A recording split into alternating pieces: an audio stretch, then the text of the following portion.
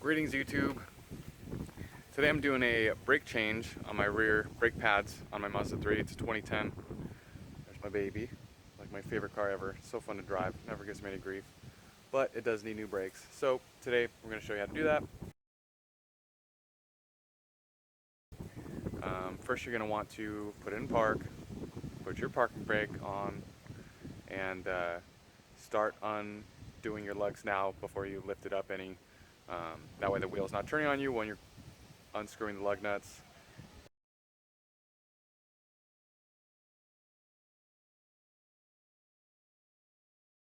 And so I'm going to do that now. I have Ankies on there, so make sure if you do have aftermarket wheels, if you do have the special lug nut adapter, that you use that. And here we go.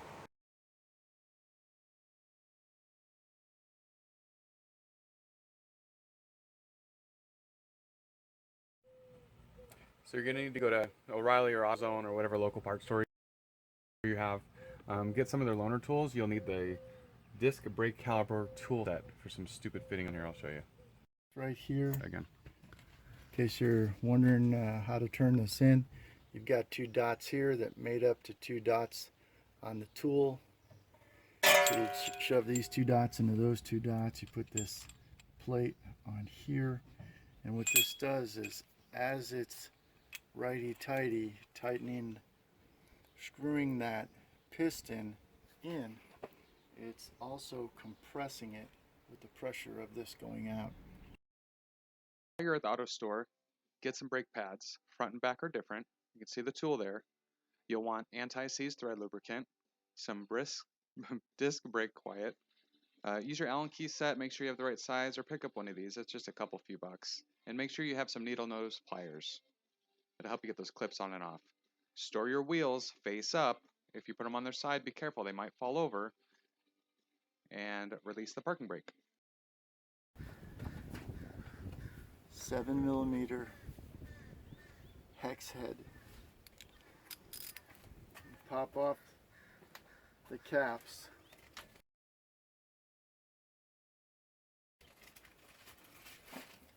Off of the caliper bolts. Righty tighty, lefty loosey.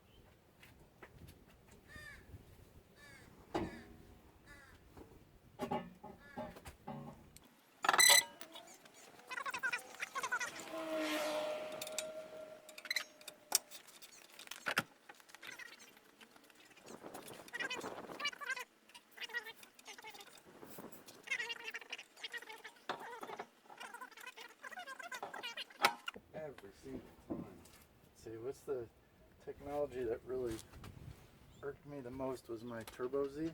Yeah. It used to talk to me. Door is a jar. No, it's not. It's a door. It's not a jar. Yeah, it's like your mom. Is it? Remember she had that Dodge Caravan? It was the first car. Oh, it says the door's ajar. I had no idea what it meant. I was like, oh, that's crazy.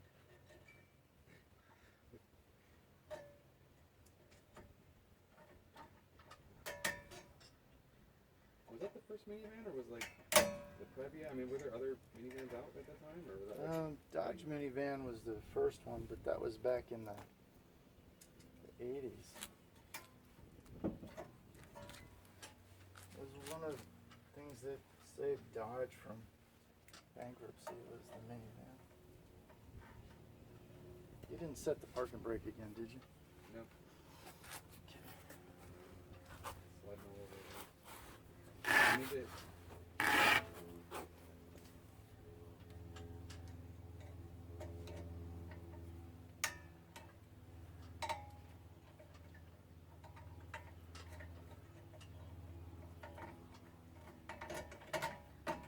When you get a second, can you throw that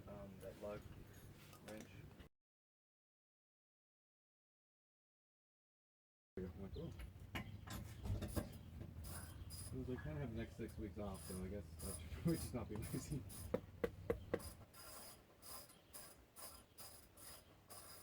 But they did only charge me $20 to change and balance my tires. Of course, they over torqued everything. But. Yeah, but they weren't too loose.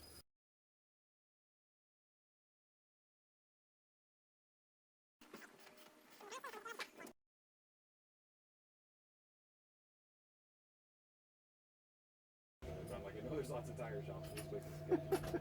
Sure enough, like right into place, no way, $20 later, cash, no receipts, done. I was like, that was not too bad.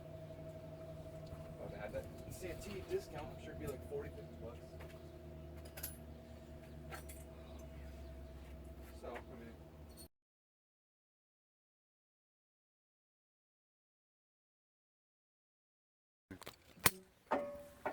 You recording that? Yeah. I was just joking. Turn this around.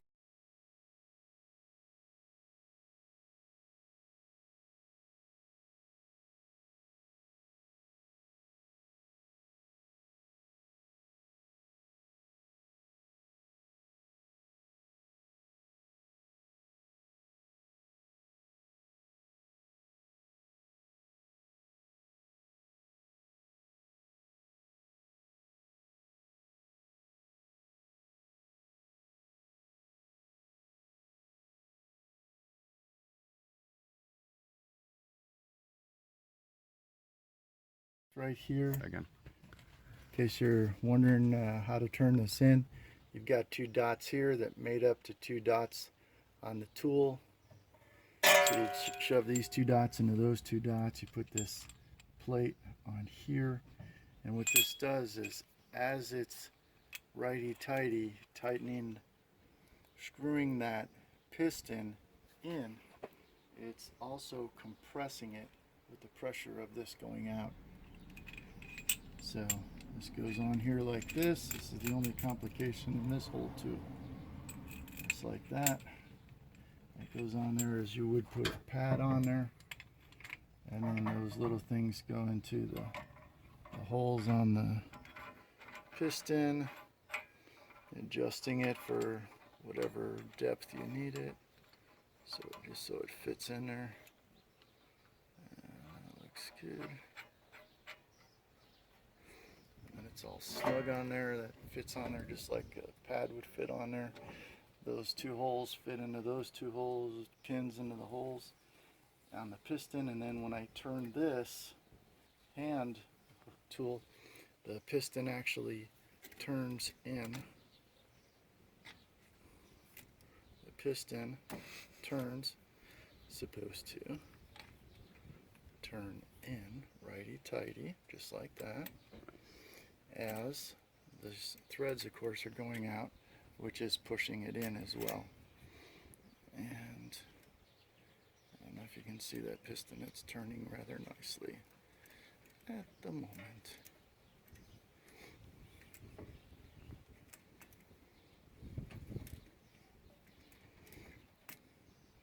Now with this tool, it's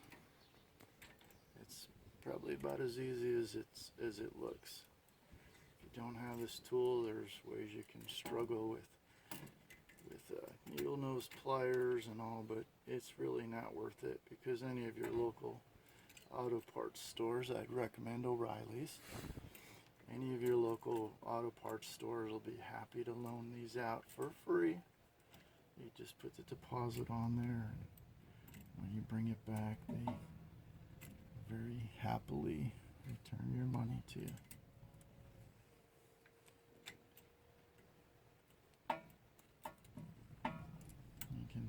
I'm unscrewing this nut here. It keeps it tight up against the piston. And I think that's about all. It's going to go in. You can keep turning a little bit more. There it is. It's the bottom. If it gets stuck, you can always loosen it up with this nut. That pulls it closer. That's what you're turning against. Okay, and now the piston is all the way compressed down back into its bore. Bore-in sometimes, but bore. Now we can fit caliper back over the new pads. And we have the caliper bolts. Make sure they're clean. I like to put a little bit of high temperature grease on the threads. And of course, high temperature grease on the sliders. It needs to slide freely back and forth in this motion.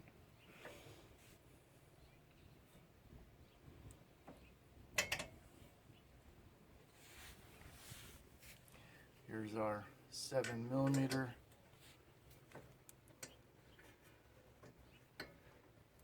hex head. Can you just hand tighten that? Or do you Well, I'm just starting this one. I like to start both of them, so there's no alignment issues. And then once they're both lined up and started,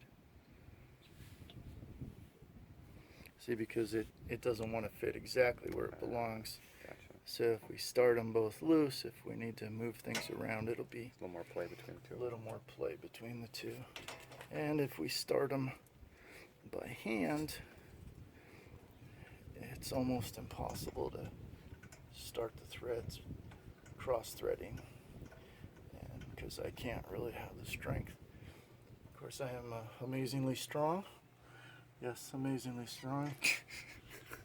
But yeah, cross-threading the steel threads into iron there is a little bit beyond me even. Very strong. Smells not everything, no, they say. A little like garlic. Yeah. Just give that a little tight there. Brakes aren't something you want to come loose and fall off. Don't shake it more than twice, right? Unless, I don't know, your wife's car maybe, I don't know. Oh, jeez. And then we Dust have jacket the back on. dust caps back on there. Even though we lubricated it, we still want to protect it. They just push in, you know, with that super strength. And then we got our paper clip. And then we take our paper clip and we paper clip it.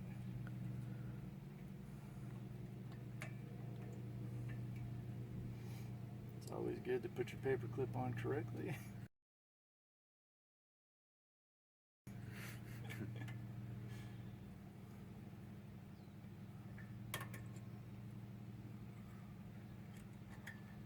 So it doesn't like to go in there real easy.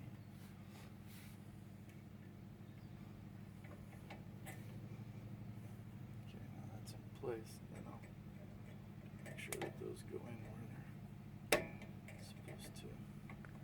There it goes. Yeah, see? Nice. Yeah, so it just needs a little help.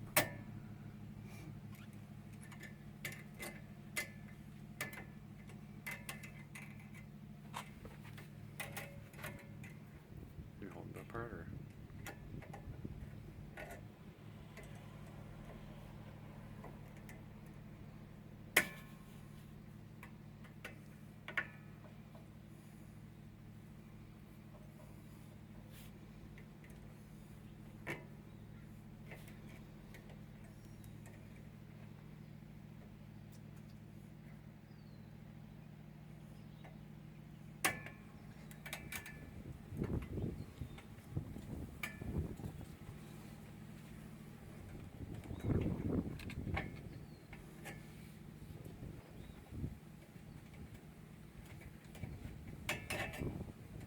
Looks good.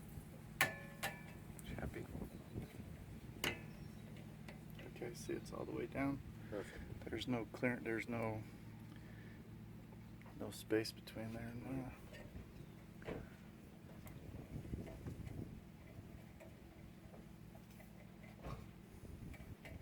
Cool. that one's in, there's no In there. space between there and there. Tension, it's doing its job.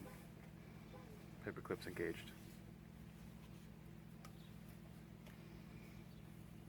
Okay, those are tight, those are tight. Put some high temperature lubricant on the wheel studs That's always a good idea so you don't gall your threads.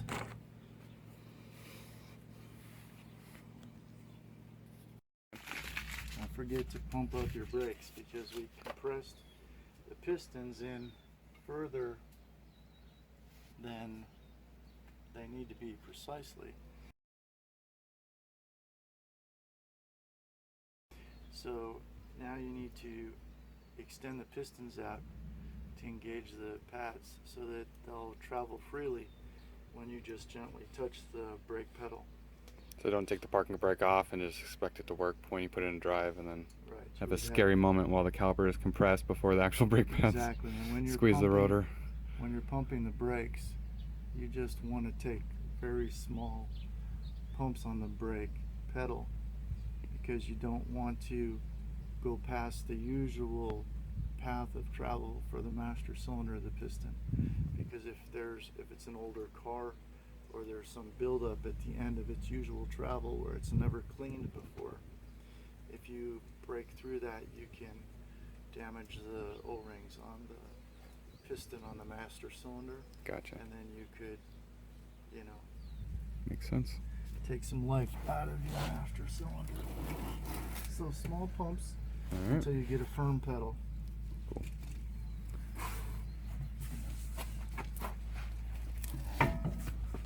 And if you don't know how to put your wheel back on your tires, on your yeah, you should. You check your manual for instructions on this if you're really that confused.